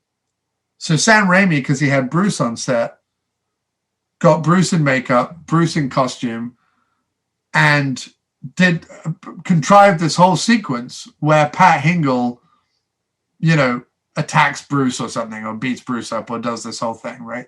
Bruce was just coming to visit his friend on set, and Sam Raimi like ropes him into filming this scene with Pat Hingle. And at the end of the day, Sam Raimi apparently takes Bruce aside, and in his ear goes, "That scene will never appear in the film." And to my knowledge, it's never cropped up on YouTube. To my knowledge, they didn't even like expose the film. Like, I don't know, like it's never shown up on a Blu-ray or a DVD, or there's no, you know, screenshots of the scene, nothing. But it was a director's trick to kind of say to the actor, fine, we'll give you a scene where you get to be the hero, and then let's just move on, right? But watching the movie now and thinking about that reaction to Pat Hingle's very reasonable question as an actor is that it does make the whole subplot ickier and darker and weirder and sinister to film it the way Raimi filmed it, to include it the way Raimi included it, to, you know, because I'm sure on the paper, on the page, the subplot is in there to give Sharon Stone a way to like find her moxie a little bit, right? at the moment of doubt, she's like, well, I can at least take out this pedophile because he's a scumbag pedophile, right? I can at least kill this guy, right? That's what it's there to do on the page. And there's many ways to come at that and how you weave that into it, right? There's the Hollywood sanitized version, and then there is the, which you see in action movies all the time, you know, so-and-so killed my daughter, so-and-so raped my sister, so-and-so killed my teddy bear, whatever it is, and therefore I'm justified in killing 500 people. And then there's the like death wish way of doing it, which is essentially the same thing, but like grimier and more winner and sinister and like, well, you know, rape dead boys a thing in movies, so we do it and blah. You know, Michael Winner kind of gritty, weird way of doing things. And Raimi does the Death Wish way of doing things, but in a Hollywood movie. Like it's like a really deft touch because you get all of the grimness. Like you get, like Winner would have showed it. Like Winner would have just done some horrible, grim sequence, which thankfully we don't get. But Raimi knows how to imply all of the grimness without ever having to show you the grimness. But he knows how to really imply it in a way that most other movies wouldn't go there. And he does it, like I say, with this kind of impish nature to him. And it just underscores, it's those kind of decisions that just kind of underscore this film and roughen some of the cartoony edges up a bit, I guess is what I'm trying to say. Yeah, I can see. I think that's true. I mean, I think even the ending of the movie, right, where the people in the town, they club together to save up enough money to get Gene Hackman killed, and the movie ends. So like the setup is that like because Hackman kills the guy they hire, so like in theory Sharon Stone should then like sweep in and like take that role, right? Because there's the underlying thing that's going through the whole movie, because the doctor says it, although he's an old man so he can get away with it. But that's why I think the whole, like, I'm assuming Sam Raimi probably said this to Pat Hingle, but like what's going on is you don't do anything because no one in this town does anything. No one is doing anything about this. No one is doing anything except saving up money to pay someone else to do what they're too frightened to do, right? So even though there's a thing where Sharon Stone, kills Hackman, right? And then saves the town and she's the big hero. But instead, she doesn't kill Hackman to save the town. What she does is she destroys the town and then she kills Hackman. Yeah. So like because and the implicit message there is because that's all they deserve. They don't deserve to live free and happy, free from Hackman, because they didn't do that.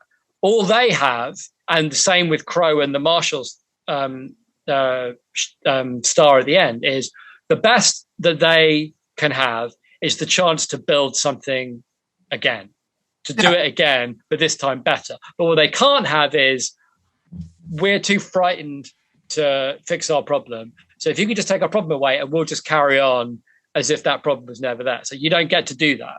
Like you don't get to be free from Hackman without sacrifice. And if you're not prepared to sacrifice yourself, then you're going to have to lose your town and start again. So there's that, which again is like you're saying, that's quite subversive. In any other film, Sharon Stone kills Hackman and is the hero, right?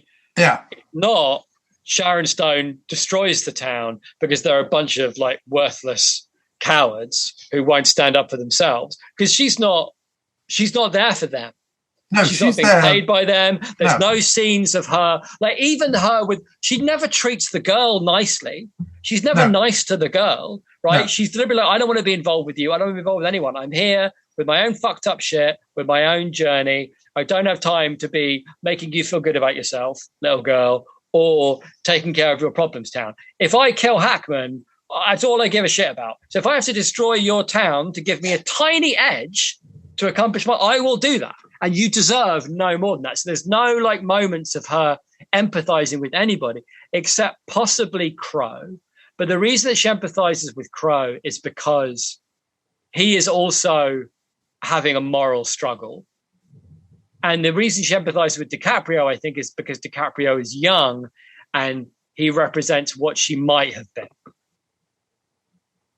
You know? Yeah, kind of. So there's definitely, like you're saying, you know, darker undertones. There's a lot to that. Like, there's also a lot to the whole. There's the more, as you were talking, that there's more things in this movie again that you could that almost become more and more relevant. You know, I don't want to make like a horrible Trump parable, because obviously this movie was made decades before his unfortunate rise to presidency. But you know, if you look at the townsfolk as like America and Hackman as Trump, the idea that they are as complicit in the existence of Hackman, both for their cowardice, but also for their, their support of him at some point in order for him to get where he is, kind of rings like weirdly prophetic a little bit and weirdly sinister. I mean, not that there haven't always been characters like Hackman or Trump or whatever in the world. Of course they have been. And that's what was so weird about watching Trump's rise to power, was not necessarily everything that came from it, but the idea that literally a cartoony, flabby, personification of an antagonist in a cheap movie became the president. You know what I mean? Like we have seen 101 examples of that in films. The fact that we bore it out in real life became, art doesn't imitate life, or life imitates bad television, or whatever that quote is. But there was definitely an aspect of that, and Quick and the Dead is, whether it means to or not, is playing with some of those themes, and maybe yes in archetype, and maybe yes in cliche, but also in a way that, like, the way Hackman is evil in this movie is weirdly human. Like, it's not exaggerated evil. It's not, there's some mustache twirling, but it's his evil comes from his like pragmatism about all of this. He's like, no. Like, his whole beef with Crow is, you don't get to suddenly be a good person. I have to keep you at my level. You were at my level once, so I have to keep you at that level. Don't you dare try and be a good person. And it could be disdain for the church. It could be disdain for whatever.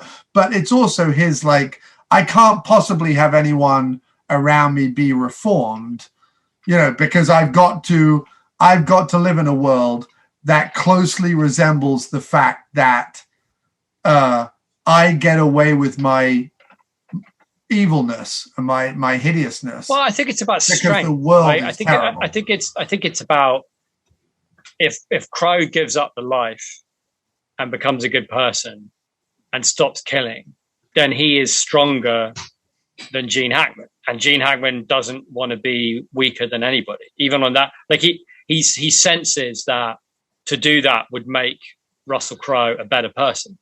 People who are good people who help people who run orphanages or whatever are, in the same way that Trump would consider them, right, to be weak and spineless and not clever enough to do the thing that they, that if they were as clever as him, they would be doing what he was doing. Right. So the idea that Russell Crowe could be Gene Hackman, but chooses not to be, and chooses to be a good person, like, stirs up something deep in Hackman that means he is weaker than Crowe. And that's what he can't stand. And that's why he kills his son, right? He kills his son because even though clearly he could, because he says, I gave him a way out. But it's like, no, you gave him, the way out you gave him was for him to be weaker than you. The real way out is for you to walk away from him because he is young and you are old. And yeah, maybe you're still a little bit faster than him now, but that's only you can let him have it now and walk away, but you can't be weaker than him, so you won't do it. I think that's that dynamic. And I think that there is parallels with that a particular kind of masculinity that Trump does embody, that idea of that strength is, and the appearance of strength is everything.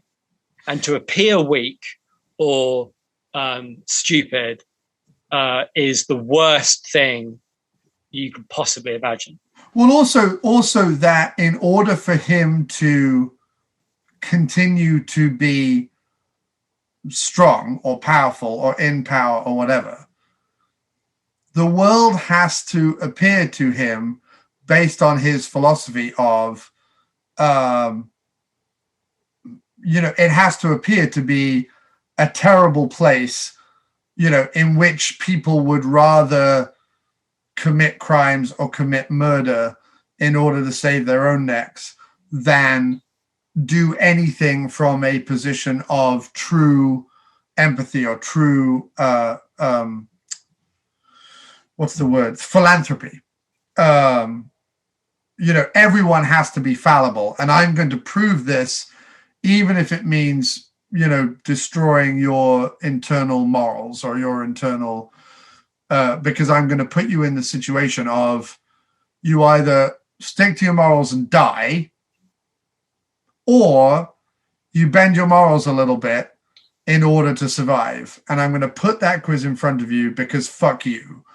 And yes, it's everything you said. Like, it's everything about, like, no one can be stronger than him and everyone has to be weaker than him and all that sort of stuff. But it also has to be, in order for his guilt not to manifest over everything he's done, the world has to be a terrible, harsh, selfish place. Like, he has to expose the inherent selfishness of everybody. I think that's I think that's fair. Yeah, and so I think that's what the contest is, right? The contest is reducing the world to what he sees it as, which is, if you're the best at killing everybody, you get the money. Yeah, you get the life. That's all it is, and you're all the same as me. That's something else. That's quite Trumpy too, right? The idea that the automatic assumption that everybody is the same as you. That's another part of that personality type. And you're right. That I think that's true about him and Crowe. And in other words, what that thing about the star in the end is that Russell Crowe's triumph, which again is quite odd. Russell Crowe's triumph is not that he sticks to his morals, that he doesn't kill anybody, but that he learns to use his gifts for good. That to deny them, that denial is not salvation, but rather understanding yourself and limits. And as you say, like finding an inner moral compass. And Hackman chooses to ignore it in favor of selfishness because that's in his mind strength. But Crowe learns that he can use strength and skill, as it were, for others, right? That's what being a lawman is, in theory, right? It's using your gifts for the benefit of others and not yourself. And so they are the same person. And then it's a matter of choice. And the choice is not to either be yourself or not be yourself. It's the choice to benefit yourself or benefit others. Yeah. With who you intrinsically are and the skills that you intrinsically have. Yeah. And I think that the last thing I would say about the movie that's very interesting, especially from a female protagonist standpoint, because it doesn't labor. That's the other nice thing about it. It doesn't labor that point. It doesn't go, no, it doesn't. Ooh, no. A female protagonist. Ooh, women can't be. Like, one of the biggest bugbears I have, every time a movie comes out with like a female lead in it who's an action hero or a superhero or a strong female lead, is that everyone has to crow about it. Everyone has to bleed on about it. Every fucking headline has to be like, Hollywood finally gives a female a strong action lead. I'm like, where have you been for 50 years? Like, are the amount of female action heroes equal to the amount of male action heroes? No, of course not. Is there a vast bias towards men being strong characters versus women? Yes. Is there a horrible disparity? Yes, of course there is. And that deserves to be righted and deserves to be changed and deserves to be improved upon. No question whatsoever. But the difference between when a female heads up an action film now and when a female made an action film back then was that it wasn't about, like, nothing in the movie goes, oh, you're a woman, you're a woman, you're a woman. Nothing in the movie. Yeah, in fact, they get out, they get that out of the way. They get it out of the way really quickly because Gene Hackman says there's nothing in the rules that says a woman can't be in the contest. It's just women can't shoot for shit. And then immediately Sharon Stone pulls off a feat of expert gunplay, and it's never talked about again. And the other advantage of the structure of the movie and basing it around the contest is it's not about how strong she is. It's not about, how mean she is, right? It's not about, like, even elements of good fortune. She earns the fight with Hackman because at each stage she has to be faster than the person she's drawing against. That's it. Like, that's the nature of the contest. The nature of the contest is, are you a quicker draw than the other person, right? Than the other guy. And because she is every step of the way, she earns the right to come at Hackman right at the end. Right. So every time she's in a fight, no one's like, oh, she's a woman, she's a woman. It's like she's fast. We've seen her be fast. So it's like you say, it becomes a non-issue after that point. And not because she could be man or she could be woman, because you're right. It's really interesting the way that her doubt about, I'm too scared, I can't do it, I can't face him, and she is, like, properly frightened of him right up until she has dinner with him, right up until that really great scene where she walks up to him and says, I'm going to be one that kills you or whatever. And Howie goes, have you got some particular problem with me? It's such a great line. And, like, only Hackman could say it that way. And it's so great. And that's, and then it just, it's a contest of equals. Yeah. This particular thing. So her being a woman or not makes no difference. And that's why it's, that's why it's cool. The last thing I would say about it is that what is very interesting and also is like an interesting sadness to the movie is how everyone who is defeated in the gunfights, bar the weird guy with the wagon wheel that she meets at the beginning of the movie, bar him, Tobin Bell.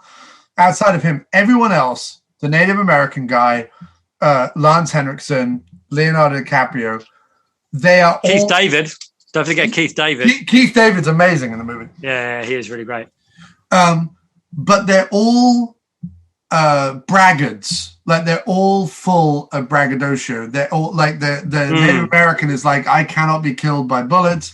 Leonardo DiCaprio is like, I'm the best shot in town, fastest shot in town. Look at me, look at me. Yeah. And Ace's McGonagall or whatever his name is, the Lance Henriksen's character. Yeah, you're right. I hadn't thought about that. I hadn't put that together, but you're right. It's all cock of the walk guys. Who have nothing to back it up, and their demise. All mouth, no trousers. Right. Their demises, while expected, have a tinge of sadness to them because you do realize, like, at a certain point, you're all woefully out of your depth, but there's kind of like an Alan Partridge, Captain Mannering kind of, you're awful, but I can't help identifying with, your life is mostly bullshit and bluster with nothing to back it up, because I feel like that.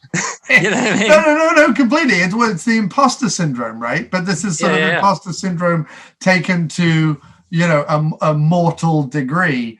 And there's something nice there about, and I'm sure you found this as I did, like, the fake it till you make it, and I hate little buzz phrases like that, but it is a very American trait, that the kind of have confidence in yourself, have confidence in what you are doing, and the rest will somehow fall into place. Like that mindset, which does pervade the culture.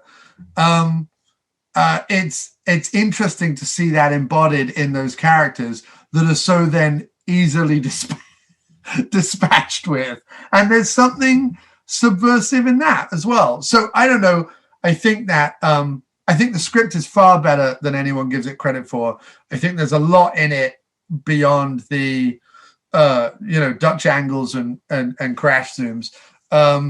It's one of the few Westerns, like I say, most Westerns I watch, and within 45 minutes, I'm like, nothing has happened and nothing's been established. And I don't know what the point of this film is. And it's always frustrating to me.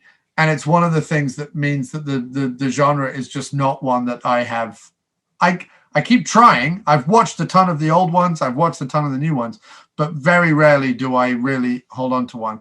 What I love about this movie is from the first frame to the last frame, the script, without being Captain Exposition, without being heavy-handed in any moralizing or messaging or anything like that, the script tells a really neat story full of genuinely interesting, fascinating, frightening, weird, funny characters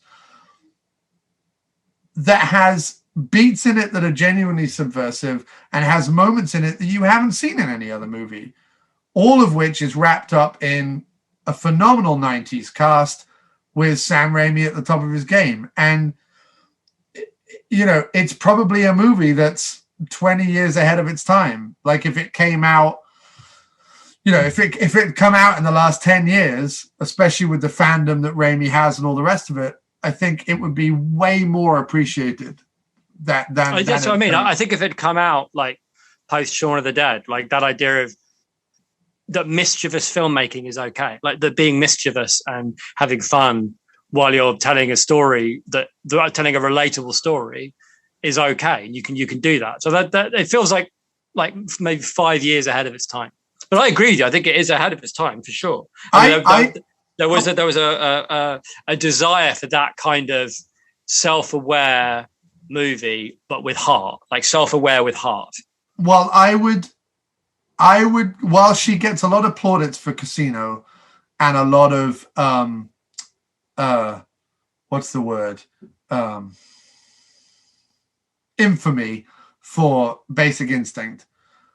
I would bet if you sat down and talked to Sharon Stone, I would bet that this would be one of those, like, that's secretly my favorite movie type thing. Do you know what I mean?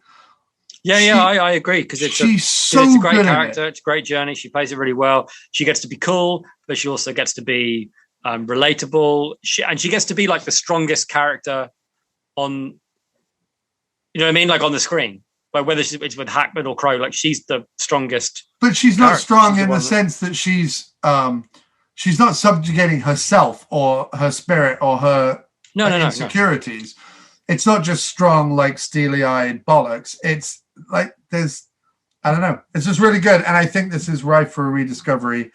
And thank you for allowing me to waffle about it. No, thank you, mate. So that is it. But I think we rescued a bad situation, mate. We did. Unlike Neil Marshall. Yeah, poor Neil. Poor Neil. But I got to watch The Void, which everyone had been talking about, and really enjoyed it. Definitely a good midnight movie. Turn all the lights off and get spooked out and grossed out. Good fun. And an interesting all-round look at filmmakers who came from indie horror and had a variety of successes or failures, depending on how you look at it. Right. Thematically strong. All right, sir. Take care. Cheerio, man. Bye. Bye.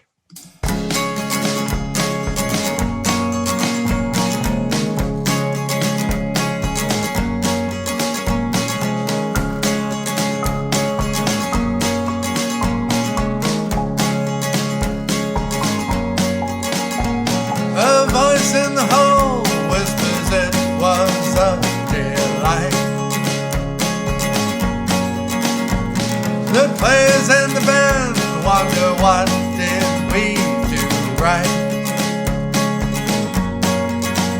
While people at the top pat down everyone in line, taking wallets and jewelry that you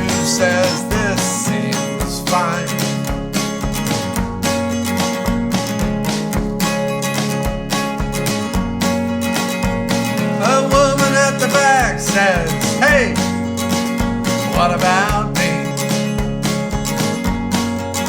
The referee is too busy watching soap operas on TV. And those who should know better kick up a stink, asking those of us not sleeping, oh, so please don't think.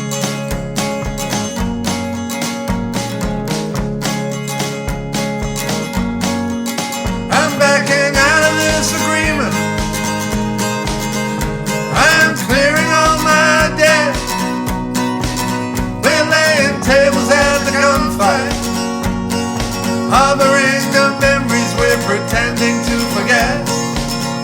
You can take it to the water, but please don't get it wet. Life is only in the pictures, it's the purchases you don't make. You're told is all that you'll regret, all that you'll regret.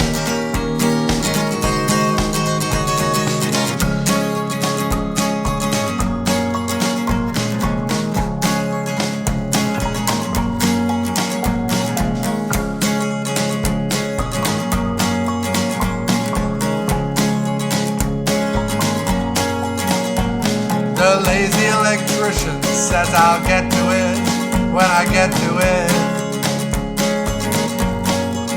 The crowd that's slowly forming is having difficulty assembling the kit. The cameras that don't stop flashing capture culture on the run, but they only hang the ones that wind up everyone.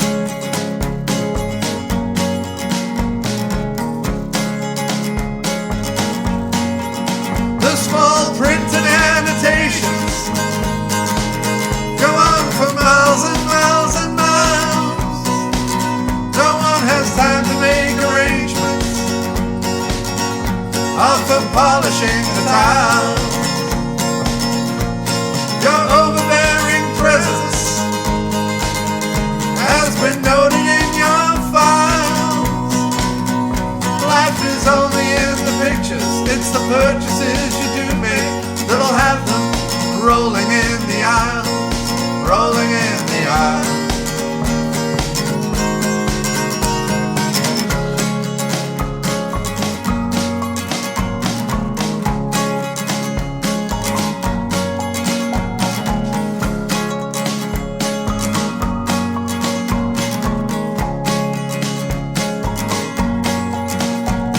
A voice in the stalls whispers this was a delight. The players on the pitch wonder what did we do right. And the people at the top shoot everyone in line, painting portraits and laughing. The news says this seems fine. It seems fine.